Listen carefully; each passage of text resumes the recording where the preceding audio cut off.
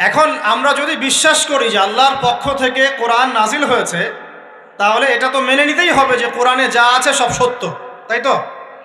আল্লাহ পাক কি মিথ্যা বলতে পারেন? নাউযুবিল্লাহ। এখন কোরআন এবং হাদিসের অনেক বিষয় আমরা প্রমাণ করতে সক্ষম হই আমাদের ক্ষুদ্র জ্ঞানে। আবার এমন অনেক বিষয় আছে যেগুলো আমরা আমাদের ক্ষুদ্র জ্ঞানে প্রমাণ করতে পারি না। যেমন ফেরেশতার অস্তিত্ব কি আমরা প্রমাণ করতে পেরেছি? আপনি কি ল্যাবে প্রমাণ করতে পারবেন? জিন জাতির অস্তিত্ব আমরা কি চোখে দেখে প্রমাণ করতে পারবো? কবরে আযাব দেওয়া হয়, আপনি কি এটা দেখে প্রমাণ করতে পারবেন? রূহ বা আত্মা বলে কিছু আছে আমাদের দেহের মধ্যে, এটা কি আপনি প্রমাণ করতে পেরেছেন? অনেক সময় মুমিন ব্যক্তি স্বপ্ন দেখে এবং স্বপ্নগুলো সত্য হয়, হয় কি না? এবং হাদিসে এসেছে শেষ জামানায় মুমিন ব্যক্তির স্বপ্ন কিন্তু সত্য হবে বেশি বেশি। তো এখন এই যে এমন কিছু বিষয় যেগুলো আমরা বাহ্যিক জ্ঞান দিয়ে প্রমাণ করতে পারছি না, কিন্তু আল্লাহ রাব্বুল আলামিন বলেছেন এগুলো সত্য, আমরা চোখ বন্ধ করে বিশ্বাস করি কি না? বিশ্বাস করেন কি না? জান্নাত দেখেছেন? জাহান্নাম দেখেছেন? না দেখে বিশ্বাস করি কি না? ইমানের কয়টা পিলার বলেন তো দেখে ভাই? কয়টা? ছয়টা। কয়টা? আল্লাহ বিশ্বাস, ফেরেশতাগণে বিশ্বাস, নবী রসুলগণে বিশ্বাস, আসমানি কিতাব সমূহে বিশ্বাস, পরকালের জীবনে বিশ্বাস, তাকদীর বা ভাগ্যের ভালো মন্দে বিশ্বাস। এই ছয়টার মধ্যে শুধু কোরআন এবং মুহাম্মদ সাল্লাল্লাহু আলাইহি ওয়াসাল্লামকে বাদ দিয়ে আপনি কোনোটাই দেখেন না। দেখেছেন? আল্লাহকে দেখেছেন? ফেরেশতা মণ্ডলী, আগের আসমানি কিতাবগুলো, মুহাম্মদ সাল্লাল্লাহু আলাইহি ওয়াসাল্লামকে সাহাবীরা দেখেছেন, আপনি কি দেখেছেন? আগের নবী রাসূলদেরকে দেখেছেন? পরকালের জীবন দেখেছেন? তাকদীর বা ভাগ্যের ভালো মন্দ দেখেছেন? এই যে না দেখে যে আমরা বিশ্বাস করছি, এটার নাম হচ্ছে গায়েবে বিশ্বাস। কিসে বিশ্বাস? এটাই আল্লাহ পাক বলছেন আলিফ লাম মিম যালিকাল কিতাব লা রাইবা ফিহ।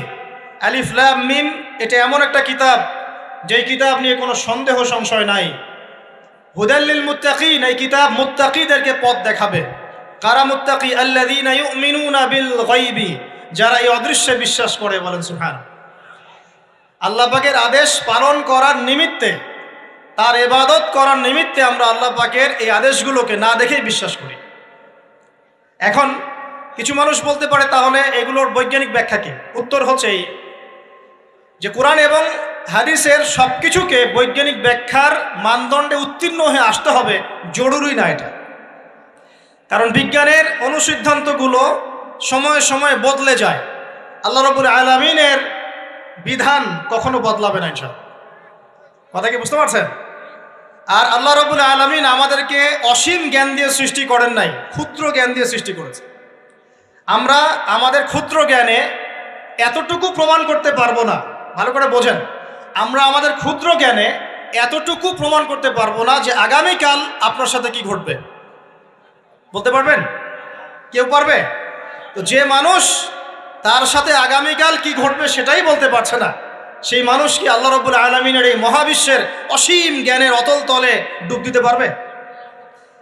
আমি বলছিলাম ইমানের 6 পিলার কি আপনি চোখে দেখেছেন? তারপরে বিশ্বাস করি কিনা ভাই? আচ্ছা, এখন আমরা এই জায়গায় ছিলাম যে আল্লাহ পাকের জ্ঞানটা অসীম। আল্লাহ পাকের জ্ঞান কি ভাই? আমি অসীমের একটা উদাহরণ দিয়ে বোঝাচ্ছি। মনে করেন এখানে আমরা যারা উপস্থিত আছি, আমরা সবাই জান্নাতে চলে গেলাম, মনে করেন, আল্লাহ কবুল করুন। জান্নাতে যাওয়ার পরে কি সময় শেষ হয়ে যাবে, না সময় আরো চলতে থাকবে? আচ্ছা, জান্নাতে যাওয়ার পরে 1 কোটি, 2 কোটি, 5 কোটি, 10 কোটি, 100 কোটি বছর পর এই জান্নাতীরা কি করবে, কি খাবে, কোথায় ঘুরবে, কোথায় ফিরবে, আল্লাহ রাব্বুল আলামিন এখনই সেটা জানেন। আলহামদুলিল্লাহ, বলেন আল্লাহু আকবার। আল্লাহকে চিনি একটু, আল্লাহ পাক এখনই সেটা জানেন, এই মুহূর্তে জানেন। যদি এখানে কোনো ভাই থাকেন, ফর এক্সাম্পল অমুক ভাইয়ের নাম আব্দুল্লাহ, এই ভাই মনে করেন জান্নাতে যাবেন ইনশাআল্লাহ, কথার কথা বলছে, কথার কথা। এখন তিনি জান্নাতে যাওয়ার 100 কোটি বছর পরে কোন হুরের সাথে কোথায় ঘুরে বেড়াবেন আল্লাহ পাক এখনই তা জানেন। আল্লাহ পাককে চিনতে শিখুন। আবার আমাদের মধ্যে আল্লাহ না করুক কেউ যদি জাহান্নামে যায়, সে ব্যক্তি জাহান্নামে যাওয়ার কোটি কোটি বছর পর কি আযাব ভোগ করবে আল্লাহ পাক এখনই এই মুহূর্তে সেটা জানেন। আলহামদুলিল্লাহ। এবং আগেও জানতেন। আল্লাহ পাকের কোনো শুরু নাই, আল্লাহ পাকের কোনো শেষ নাই। আল্লাহ পাকের কোনো শুরু নাই, আল্লাহ পাকের কোনো শেষ নাই। এমন নয় যে আল্লাহ পাক আমাদেরকে সৃষ্টি করে সৃষ্টিকর্তা হয়েছেন, রিজিক দাতা হয়েছেন, পালনকর্তা হয়েছেন, এমন নয়। সৃষ্টি করার আগে থেকেই আল্লাহ পাক সৃষ্টিকর্তা, পালনকর্তা, রিজিক দাতা সবকিছুই ছিলেন। বলেন আল্লাহু আকবার। আল্লাহ পাক একজন, তার কোনো শরীক নাই। আল্লাহ রাব্বুল আলামিনের জ্ঞান অসীম। এটার উদাহরণ হাদিসে দেয়া হয়েছে এভাবে যে মুসা এবং খিদির আলাইহিস সালাম নৌকায় সফর করছেন, একটা পাখি এসে নদী থেকে এক ফোঁটা পানি খেয়ে চলে গেল। তখন খিদির আলাইহিস সালাম বলছেন, হে মুসা, এই পাখিটা নদী থেকে যতটুকু পানি পান করতে পেরেছে, এই পানিটুকু হচ্ছে পুরো পৃথিবীর সমস্ত মাখলুকের জ্ঞান। আর এই পুরো নদীতে যত পানি আছে, এই সাগরে যত পানি আছে, এগুলো হলো আল্লাহ রাব্বুল আলামিনের জ্ঞান। আমি কি বুঝাতে পারছি ভাই? এখন সেই আল্লাহ রাব্বুল আলামিন যখন কোনো বিষয়কে সত্য বলবেন, সেটা সত্য কিনা? আল্লাহ পাক এখন বলছেন, আমি জিন আর মানব জাতিকে শুধু আমার ইবাদত করার জন্য সৃষ্টি করেছি। তার মানে জিন সত্য কিনা? আচ্ছা, একটু বলে দেই, মানুষের মধ্যে যেমন ভালো মন্দ আছে, জিন জাতির মধ্যেও কি আছে? ভালো মন্দ আছে। দুষ্ট জিন মানুষের ক্ষতি করার চেষ্টা করে। কি করে ভাই? এবং দিন দিন কিন্তু এর প্রভাবটা বাড়ছে। তো এখান থেকে বাঁচার জন্য কিছু প্রোটেকশন আগে বলে দেই, তারপর সামনে যাই। প্রত্যেক দিন সকালে এবং সন্ধ্যায় 3 বার করে সূরা ইখলাস পড়বেন। কুল হুয়াল্লাহু আহাদ, আল্লাহুস সামাদ, লাম ইয়ালিদ ওয়া লাম ইউলাদ ওয়া লাম ইয়াকুল লাহু কুফুয়ান আহাদ। সকালে সন্ধ্যায় কয়বার? 3 বার। আর 3 বার পড়বেন সূরা ফালাক, কুল আউযু বিরাব্বিল ফালাক, এই সূরা। আর 3 বার পড়বেন সূরা নাস, কুল আউযু বিরাব্বিন নাস। এটা প্রত্যেক ফরজ নামাজের পর একবার করে পড়বেন আয়াতুল কুরসি। আয়াতুল কুরসি কোন সূরা আছে? কত নম্বর আয়াত? মাশাআল্লাহ, 255। আল্লাহু লা ইলাহা ইল্লা হুয়াল হাইয়ুল কাইয়্যুম, এখান থেকে শেষ পর্যন্ত। আর কি করবেন? রাতের বেলা ঘুমানোর সময় পড়বেন সূরাতুল বাকারা, এর শেষের 2টা বা 3টা আয়াত। লিল্লাহি মা ফিস সামাওয়াতি ওয়া মা ফিল আরদ, এখান থেকে ফানসুরনা আলাল কওমিল কাফিরিন পর্যন্ত। নবী সাল্লাল্লাহু আলাইহি ওয়াসাল্লাম বলেছেন, রাতের বেলা কেউ যদি সূরা বাকারার শেষের এই 2টা 3টা আয়াত পড়ে ঘুমায়, সারা রাত আপনি যদি ইবাদতে থাকতেন যে নেকি পেতেন, এটা পড়ে ঘুমানোর ফলে সেই নেকি পাবেন ইনশাআল্লাহ। এখন বলেন দেখি, কতজনের সূরা বাকারার শেষের 3টা আয়াত মুখস্থ আছে? মাশাআল্লাহ। তো এখন বলেন আমাকে, আল কোরআনের আলো ঘরে ঘরে কি জ্বলবে? বলেন। শোনেন, আমার কথা রাগ করেন না। আমরা তো সবাই চাই যে আল্লাহর কোরআন আল্লাহর জমিনে প্রতিষ্ঠা লাভ করুক, চাই কি না? তাহলে সবার আগে নিজের মধ্যে কোরআন কায়েম করতে হবে। কোথায়? আগে নিজের উপর কোরআন কায়েম করুন, নিজের উপর সুন্নাহ কায়েম করুন, নিজের উপর দিন কায়েম করুন। ইনশাল্লাহ দিন ঘরে ঘরে পৌঁছে যাবে ইনশাল্লাহ। প্রত্যেক ঘরের মানুষ এই নিয়াত করতে পারি কি ইনশাআল্লাহ যে আমরা সবাই কোরআন পড়া শিখবো ইনশাআল্লাহ? কোরআনের বাছাই করা কিছু আয়াত অন্তত মুখস্থ করবো ইনশাআল্লাহ। পুরা কোরআন তোমাদেরকে মুখস্থ করতে বলছি না, হয়তো অনেকে পারবে না, যারা পেরেছে তারা সৌভাগ্যবান, আলহামদুলিল্লাহ। কমপক্ষে সূরা বাকারার শেষের 3টা আয়াত পারবো না ভাই? আয়াতুল কুরসি পারবো না? সূরা ফালাক, সূরা নাস, সূরা ইখলাস, সূরা কাফিরুন, সূরা হাশরের শেষের 3টা আয়াত, সূরা কাহাফ এর প্রথম 10 শেষ 10 আয়াত, সূরা কাহাফ প্রথম 10 শেষ 10 আয়াত, সূরা সফফাত এর প্রথম 10 আয়াত, সূরা আর রহমান, সূরা ইয়াসিন, সূরা মুলক। এই যে কমন জিনিসগুলো, এগুলো মুখস্থ করতে পারবো না ভাই ইনশাআল্লাহ? আল্লাহ পাক সবাইকে তৌফিক দান করুন, বলি আমিন। আর এখন যারা বিয়ে শাদী করেন নাই, নিয়াত করেন যে আপনাদের ঘরে যে সন্তান আসবে, আচ্ছা সন্তানের আগে বউয়ে আসে নাকি? আচ্ছা, যারা বিয়ে শাদী করেন নাই নিয়াত করেন, দিনদার, মুত্তাকি, পরহেজগার, কোরআনওয়ালা মেয়ে ছাড়া বিয়ে করার দরকার নেই। বাস বাস বাস বাস বাস। শোনেন, এর মানে এই নয় যে খালি মাদ্রাসার মেয়েদেরকে বিয়ে করবেন, বরং এমন অনেক দিনী বোন আছেন আমাদের স্কুল কলেজ ইউনিভার্সিটিতে পড়েন, তারা অনেক বেশি দিন চর্চা করেন। মাশাআল্লাহ। আমি বলেছি কোরআনওয়ালা, দিনদার, পর্দাশীল নারী বিয়ে করবেন। এবং দ্বিতীয় নিয়াত করেন, যে সন্তানই হবে কমপক্ষে একটা সন্তানকে হাফেজে কোরআন বানাবেন ইনশাআল্লাহ, একটা সন্তানকে আলেম বানাবেন ইনশাআল্লাহ। আপনার মেয়ে হলে সেই মেয়েকে আয়েশা রাদিয়াল্লাহু আনহার মতো বানান ইনশাআল্লাহ। আপনার ছেলে হলে আপনার ছেলেকে আবু বকর, ওমর, ওসমান, আলী রাদিয়াল্লাহু আনহুম আজমাইন তাদের আদর্শে করে তোলেন ইনশাআল্লাহ। পারা যাবে না ভাই?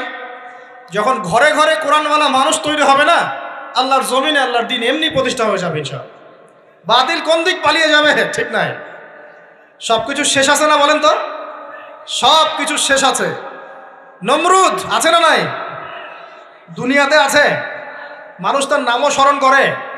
যখন সে দুনিয়া ছিল মনে হচ্ছিল দুনিয়াটাই তার, তখন মনে হচ্ছিল কি দুনিয়াটাই নমরুদের। ফেরাউন দুনিয়া আছে না নাই? আছে। তার নামও কি মানুষ স্মরণ করে?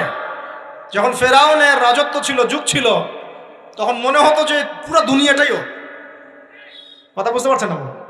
এরকম প্রত্যেক যুগে যুগে। আজ জাতির নাম শুনেছেন? আজ জাতি এই তাল গাছের সমান লম্বা চওড়া ছিল এক একজন। বিশ্বাস করছেন না? তাল গাছের সমান লম্বা চওড়া ছিল এবং পাহাড় কেটে কেটে তারা বাড়িঘর নির্মাণ করত। তাদের কাছে আল্লাহ পাক নবী হিসেবে পাঠিয়েছিলেন হুদ আলাইহিস সালামকে। কোন নবী? সূরা হুদ পড়ে দেখবেন। আপনি যদি কবিতা, সাহিত্য, ছন্দ এগুলো পছন্দ করেন তাহলে সূরা হুদ আপনার জন্য। সুবহানাল্লাহ। আপনি যদি কবিতা, সাহিত্য, ছন্দ, বালাগাত পছন্দ করেন, সূরা আর রহমান আপনার জন্য, সূরা হুদ আপনার জন্য, সূরা শুআরা এগুলো আপনার জন্য। এত চমৎকার কাব্যিক বিন্যাস আছে, মানে কবিতার ছন্দে ছন্দে উপন্যাস ব্যাখ্যা করা হয়েছে বলে। সুবহানাল্লাহ। মানুষ তো কোরআনকে মূল্যায়ন করে না। আমি লাস্ট জুমার খুতবার একটা লেকচারে বলেছিলাম, সূরা ইউসুফ, এই যে এখন সারা বিশ্বে অর্থনীতি নিয়ে যে কত কথা হচ্ছে, অর্থনৈতিক সংকট, এইটা সেটা বলা হচ্ছে না, সবার ঘরে ঘরে এগুলো আলোচনা হয় তো মাশাআল্লাহ। আপনি বিশ্বাস করেন সূরা ইউসুফের মাত্র 4টা আয়াতের মধ্যে আল্লাহ পাক এই পুরো বিশ্বের অর্থনৈতিক সমস্যার সমাধান দিয়ে দিয়েছে। বলে দিব কি সমাধান? পরে বলছি। আগে আপনাদের এই পয়েন্টটা শেষ করি। ঘরে ঘরে কোরআনওয়ালা মানুষ তৈরি হবে তো ইনশাআল্লাহ। আল্লাহ কবুল করুন, বলি আমিন। কোরআনের এই বিশেষ সূরাগুলো মুখস্থ করতে পারবো তো ইনশাআল্লাহ ভাই? এগুলো নিয়মিত চর্চা করলে আপনাকে দুষ্ট জিন, জাদু, বদনজর এগুলো গ্রাস করবে না ইনশাআল্লাহ। আরেকটা বইয়ের নাম বলে দেই, বই কিনবেন। আমি যে প্রত্যেকটা লেকচারে একটা একটা করে 2টা করে বইয়ের নাম বলি, বইগুলো কিনবেন আল্লাহর রাস্তায়। আজকে শুধু একটা বইয়ের নাম বলবো না, আজকে আমি এমন একজন রাইটারের নাম বলে দিব যে রাইটারের সবগুলো বই বাসায় কিনবেন আপনারা ইনশাআল্লাহ। যদি আপনি এই রাইটারের, এই আলেমের সবগুলো বই বাসায় রাখতে পারেন এবং চর্চা করতে পারেন, ইনশাআল্লাহ আপনি সিরাতুল মুস্তাকিমেই থাকবেন ইনশাআল্লাহ। আমি আপনার জিম্মেদার হচ্ছি ইনশাআল্লাহ। যদি আপনি পথভ্রষ্ট না হয়ে যান, এই বইগুলোতে এত চমৎকার করে গাইডলাইন দেয়া আছে, আপনি ইনশাআল্লাহ সঠিক পথেই থাকবেন। নামটা বলে দিব। সবার প্রিয় আলেম, পুরো বিশ্বের, শুধু বাংলাদেশের নয়, অন্যতম একজন প্রিয় আলেম, বিদগ্ধ আলেমে দ্বীন আল্লামা মুফতি তকি উসমানী দামাত বারাকাতুহু। নাম শুনেছেন? এই নামটা শুনেছেন? আচ্ছা, তার অনেক বই আছে, প্রায় 200, 300, 400। সবগুলা বই বাসায় কিনবেন ইনশাআল্লাহ। ইবাদত নিয়ে বই আছে, মুআমালাত নিয়ে বই আছে, তাসাউফ নিয়ে বই আছে, জিকির নিয়ে বই আছে, অর্থনীতি নিয়ে বই আছে, ওয়ার্ল্ড অ্যাফেয়ার্স নিয়ে বই আছে, প্রতিটা সাবজেক্ট ধরে ধরে বই আছে। কোথায় পাবেন? এই তো অনলাইনে অনেক বুকশপ আছে না, এগুলোতে পাবেন। বাংলা বাজারে ঢাকায় পাবেন। এগুলো অনুবাদ হয়ে গেছে আলহামদুলিল্লাহ। এবং বাংলাদেশে অনেক স্টুডেন্ট আছে তার হাতে গড়া। তাদের এলেম, তাদের আমল, তাদের আখলাক দেখলে পরকালকে চেনা যায় মাশাআল্লাহ। বই কিনতে পারবেন তো একটু ইনশাআল্লাহ? আরে ভাই, ইউনিভার্সিটির ক্যান্টিনে বসলেই তো 100 টাকা শেষ হয় আপনার। আর ক্যান্টিনে যদি বোরখাওয়ালা কাউকে নিয়ে বসেন তাহলে তো শেষ। এখন সহি প্রেম করে মানুষ। এক ভাই প্রশ্ন করেছে সেদিন, কালকেই, যে সে দিনের পথে ফিরে এসেছে কিন্তু তার গার্লফ্রেন্ডকে ভুলতে পারে না। তো বলছে, ভাই তাকে দাওয়াত দেওয়ার খাতিরে হলেও কি ফোনে কথা বলা যাবে? কি উত্তর দিব বলেন? আপনি পবিত্র হতে যাচ্ছেন কি না? পবিত্র হতে যাচ্ছেন, পবিত্র পথে আসতে চাচ্ছেন, তাহলে অপবিত্র পথে আবার কেন ফিরে যাবেন? এগুলো কি হালাল না হারাম? আল্লাহ পাক বলেছেন, লা তাকরাবু জিনা, জিনার ধারের কাছেও যেও না, ধারের কাছেও যেও না। দেখেন, এই একই কথা আল্লাহ পাক আদম এবং হাওয়া আলাইহিস সালামকে এইরকম শব্দে বলেছিলেন, ওয়ালা তাকরাবা হাযিহি শাজারা, তোমরা এই গাছের ফল খেও না এমন নয়, তোমরা এই গাছের কাছেও যেও না। আমার কথা কি বুঝতে পারছেন? মানে এই বাঁশ অতিক্রম করে এসো না এমন নয়, এই বাঁশের কাছেও বসবা না। বুঝতে পারছেন কথা? একইভাবে আল্লাহ বলছেন ওয়ালা তাকরাবু জিনা, তোমরা জেনা করো না এমন নয়, জেনার কাছেও। ফিজিক্যাল রিলেশন তো অনেক দূরের কথা, হারাম। আপনি ফোনেও কথা বলবেন না, আল্লাহ পাক তৌফিক দান করুন। আপনি যদি পবিত্র থাকতে পারেন ইনশাআল্লাহ তাআলা আল্লাহ পাক আপনাকে আপনার উপযুক্ত পাত্রী দিবেন ইনশাআল্লাহ। আর যদি আপনি পবিত্র থাকতে না পারেন, এমন হতে পারে হয়তো আপনি পবিত্র কাউকে পান নাই, হতে পারে কি না? আচ্ছা প্রিয় ভাইয়েরা, বইটা কিনবেন, বইটার নাম, দোয়ার বইটার নাম হলো হিসনুল মুসলিম। কি নাম?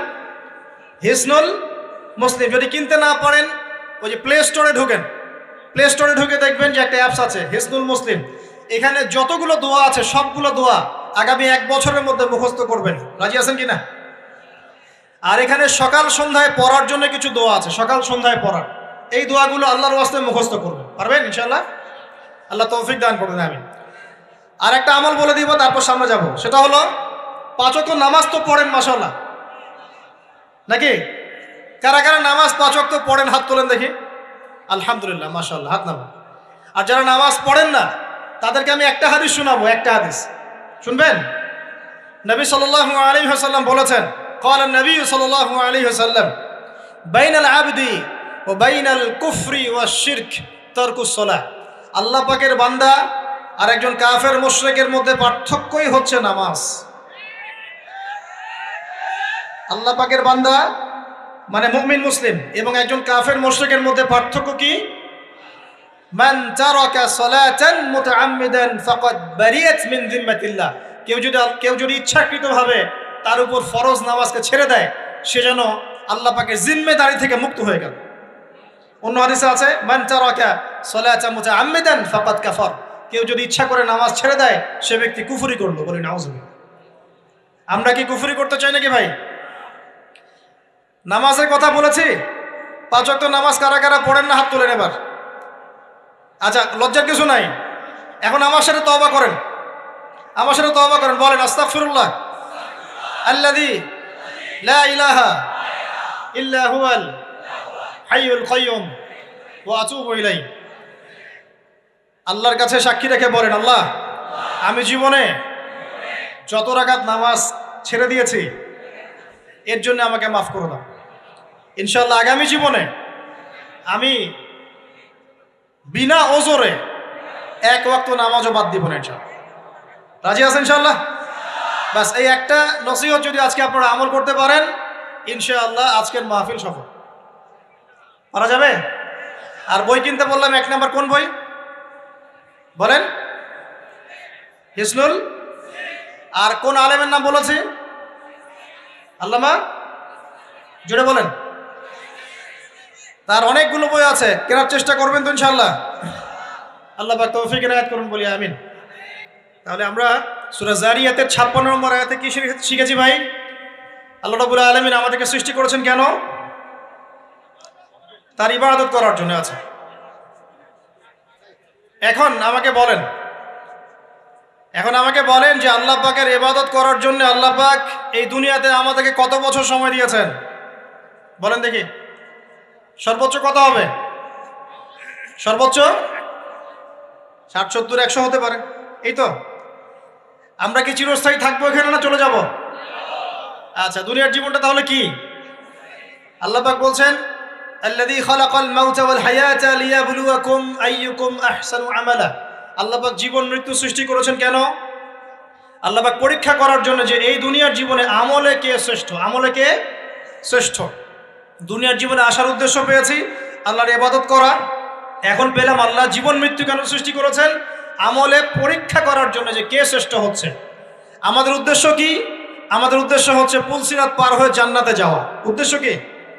পুলসিরাত পার হয়ে জান্নাতে যাওয়া। সূরা আলে ইমরানের 185 নম্বর আয়াতে আল্লাহ পাক বলেছেন কুল্লু নাফসিন যায়িকাতুল মাউত, প্রত্যেকটা নফস মৃত্যুর স্বাদ গ্রহণ করবে, এরপর কিয়ামতের মাঠে তাদের আজর তাদেরকে পূর্ণ মাত্রায় বুঝিয়ে দেওয়া হবে।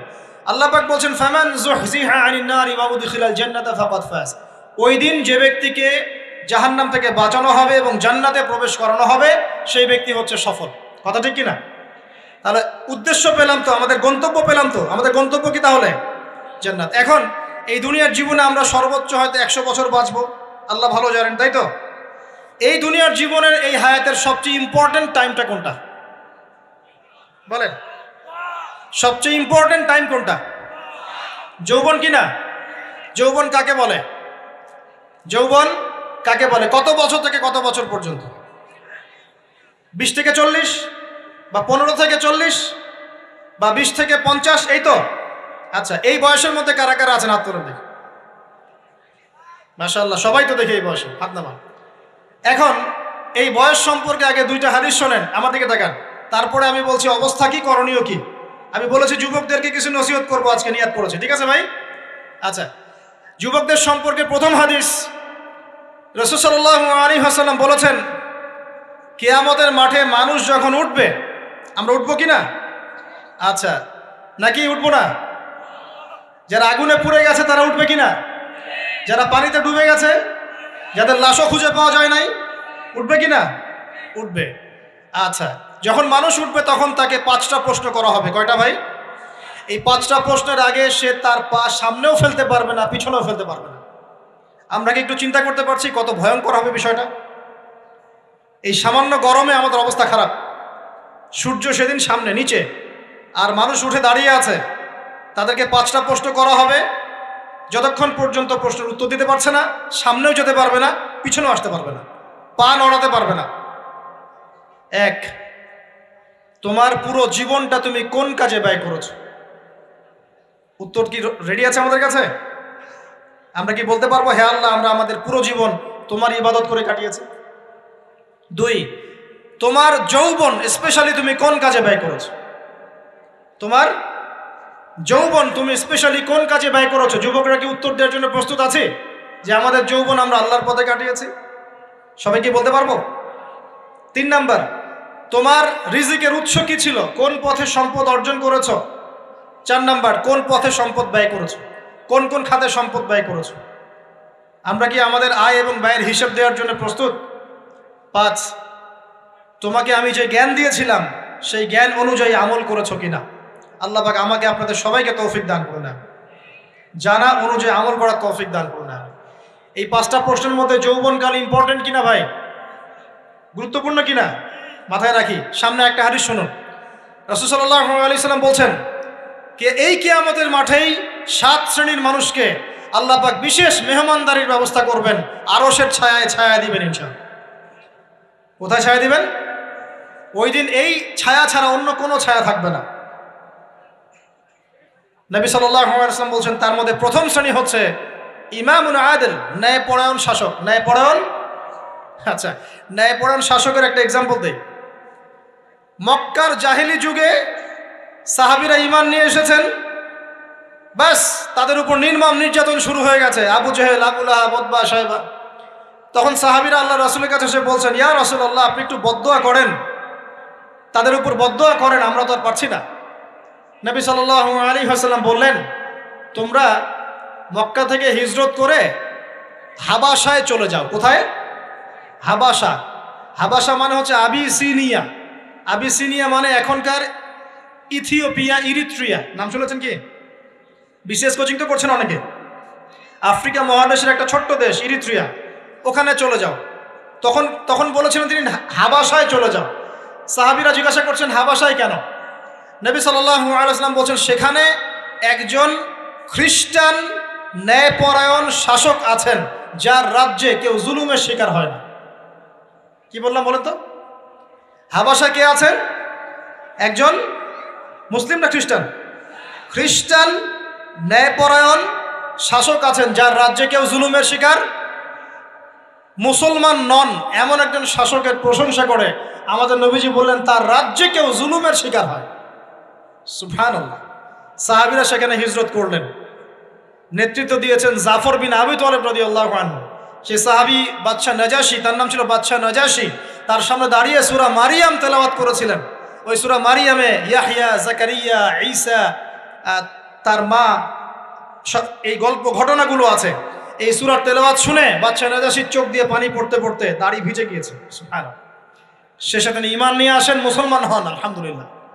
আমাদের নবীজি তার জানাজার নামাজ পড়েছিলেন, আমাদের নবীজি তার গায়েবানা জানাজার নামাজও পড়েছেন, বলেন সুবহানাল্লাহ।